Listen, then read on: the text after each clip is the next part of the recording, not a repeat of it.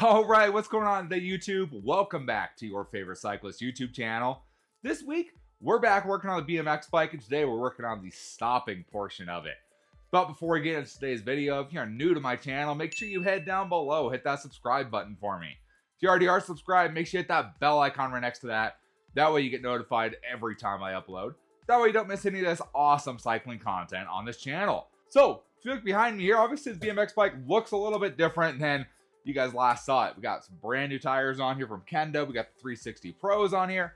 We got a brand new drivetrain on here, all set up. So everything that says go with this bike is going and it's working great. The problem is the stopping portion of this bike. So what BMX bikes use is essentially a U-style brake is what it is. So it's a little bit different than the other styles out there. Essentially, it's kind of a, what would you consider this? Kind of a cantilever style, but also a V-brake style, but also a caliper style. Kind of every style of brake. It essentially looks like a U is what it looks like on the back. Just U right there. And it has a crossover wire, just like you would see on a cantilever brake. It comes back to one solid point, which is actually your pull point on your brake lever. So when you pull the brake lever, it pulls those cables together and pulls those arms together, pushes the brakes together. Kind of a simple design, honestly. However, I don't have much experience with U-brakes, and so that's kind of where some of this comes into. Is I thought about, do I replace it to make it feel better? Is it supposed to feel like this? I don't know. So like I said, this bike has a stopping problem. So pretty much, I'll show you guys how it's working now. It doesn't exactly stop with me on it. So before I go and potentially buy a $70 brake kit and upgrade the brake and get maybe the same results as I have now, because that could be the case, I decided let's try something a little bit different. So we're going to put some new pads on here. But first, I'll show you kind of the braking performance we have now. That way you can see a before and after. We can see if this actually does anything for your brake. So let me show you what the braking feels like right now. So I'm going to head down the street and come right across here, and I will put the brake on about the second I hit my mailbox here. We're going to hit the brake and you'll see the braking performance these guys currently have. All right, coming up on the mailbox and on the brake, still on the brake, still on the brake, full on the brake, full on the brake. Oh, we finally stopped. In case you missed that, you know, because it was so fast, how fast I stopped. All right, on the brake, all the way to the bars. Oh, we stopped.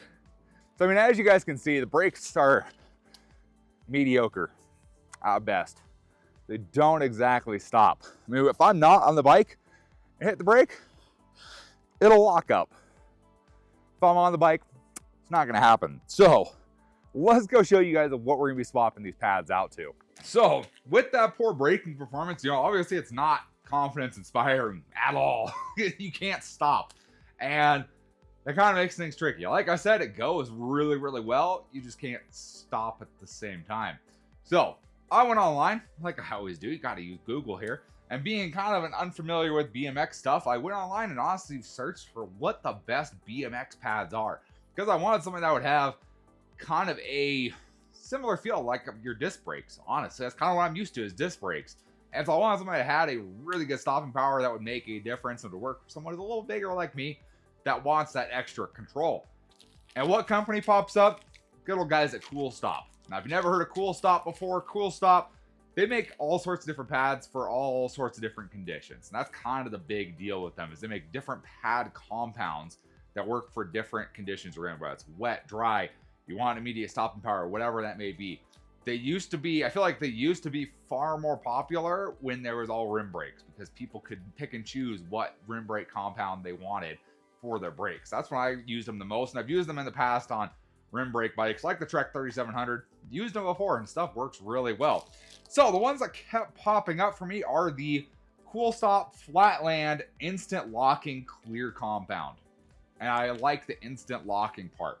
Now I will say these do give a little bit of a warning on there. It's kind of a weird warning. So it's very interesting what they say on here. They say it's a center post clear pad is an extreme compound for only experienced trick and trial riders needing a compound that will instantly lock the wheels. I consider myself experienced. Might not be a trick or trial rider, but I'm experienced. So that's kind of what I was looking for. Something that would instantly lock the wheels. So that's what we're really going for here. I want to see if these things actually will instantly lock this rear wheel, even with me on there. So pretty simple what these guys come with. You got a sticker in there, of course. And then, I mean, this is just two pads. Two sets of pads in here. So they're very different looking because there's no grooves in there. And a lot of times that's going to be for like your all-purpose pads. And these aren't all-purpose. These are trick and trial, like extreme pads here.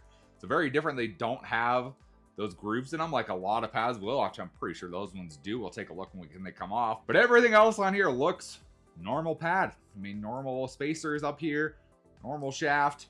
Everything looks the same. It's mainly just that different kind of pad there.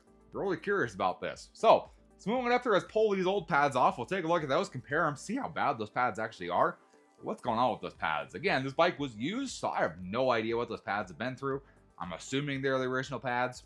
Really no idea. So let's move over there, pull those pads off, compare them, and then throw his new pads on, and we'll give it another shot, see how well these clear instant locking pads do. So honestly, pulling this off is really not that difficult. In this case, it's a 10mm wrench is what we got, and you just loosen that nut up on the end. You are going to want to keep your hand on both sides. Keep a hand on the brake pad if we can. There we go. Brake pad, and you want to keep a hand on this side too. There's a lot of washers in there. We kind of work our way out, and there's our pad. I just like to throw everything right back together. That way we don't lose any of these little spacers in there. And there we go. So I mean, looking at the pads, they're not the worst. I've seen far worse. I mean, they are glazed over. They are pretty glazed over. They got the grooves, and then you got a groove in the middle to help get rid of water, you know, make things better that way versus, of course, the clear pad that has nothing.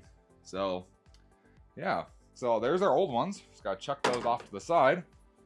And I guess, is there any kind of curve to them, or are they just straight on? These are just straight on. It doesn't look like it matters at all which side we use. Cool. So throw our wrench off to the side.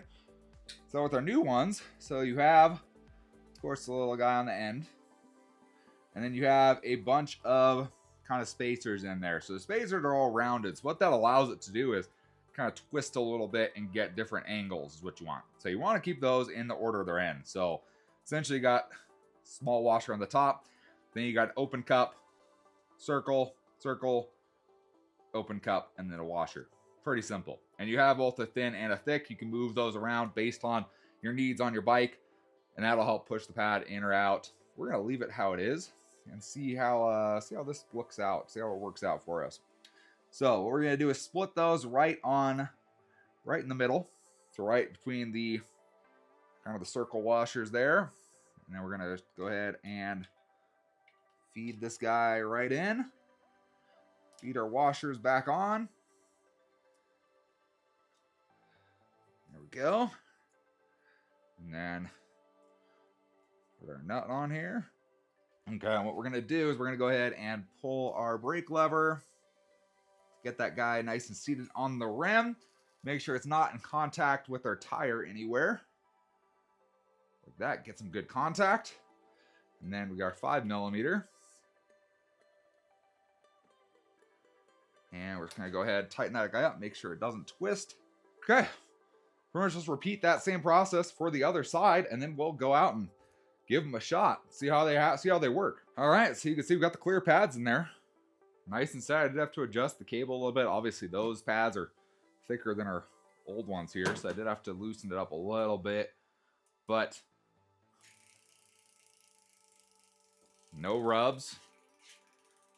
Got it a little tighter than last time, so it's not going all the way back to the bars, but still has a pretty good feel to it. I mean, there's no bedding in like you would have disc brakes, so I think let's go outside, do another test, see how these guys stop, see if they stop any better, see. I don't think they could be worse, but let's go see how these guys work. Let's head outside. All right, I mean, even just from rolling it to here, that is, holy crap. That's pretty incredible, the difference already. I mean, look. They do squeal like mad. So we'll go ahead. I'm right up over here.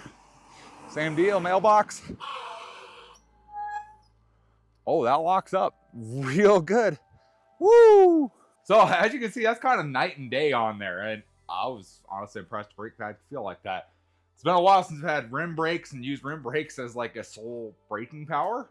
Are they disc brakes? No, definitely not disc brakes, but they feel pretty solid for what they are, especially for, I'm assuming, a very cheap U-brake here. They actually feel pretty good. So honestly, I mean, you could put these on whatever bike you want to put them on and get that solid stopping power. Obviously with the clear, like they said, it's for experienced trial and trick riders. And I think there's a difference. I think they're not talking about experience level, because I think they're talking about experience level, but also the conditions they ride in as well.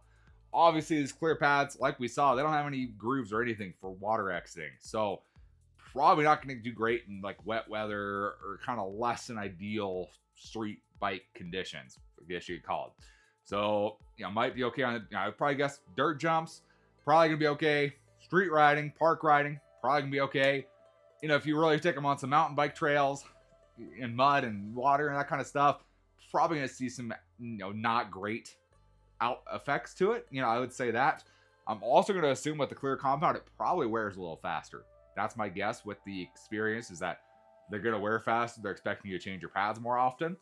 I don't know. We'll see how long they last. Obviously, like I said, I'm experienced in my own way. So we'll see how long they last, but I'd be aware of what you put these on. But for a BMX bike, those pads feel pretty solid to make a, I'm assuming, not great U-brake feel pretty solid in my opinion. So I paid for these Koolstop pads myself. If you're interested in checking them out, I'm gonna have a link in the description down below. Work pretty good. Honestly impressed. Check out Koolstop. They offer pads for pretty much everything. Check them out. They're pretty cool. If you guys enjoyed the video or maybe learned something today about brakes and how brake pads work, give this video a big thumbs up. Appreciate the support. Any comments or questions, let me know down in the comment section below. Love talking to you guys. Love answering questions you guys have. And I will see you in the next video. Thanks for watching today.